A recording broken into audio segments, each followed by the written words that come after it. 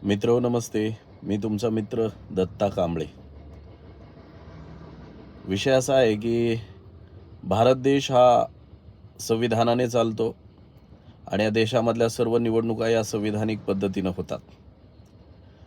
मुंबई या ठिकाणी घडलेला प्रकार म्हणजे एका रंगाने मी या परिसराला रंगवून टाकेन, अशा पद्धतीची वार्ता, अशा पद्धतीचा शब्दप्रयोग हे दुर्दैवी आहे.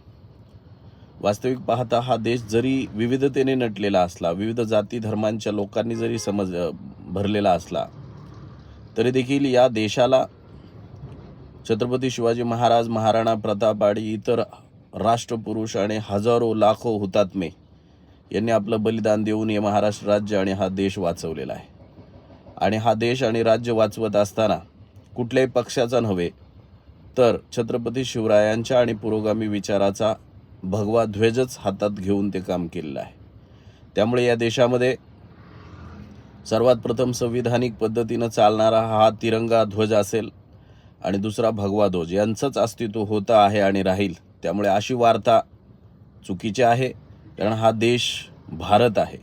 भारत हा विविधतेने नटलेला आहे आणि त्याच्यामध्ये मात्र खऱ्या अर्थानं जमीन ही एकरंगी आहे. धन्यवाद.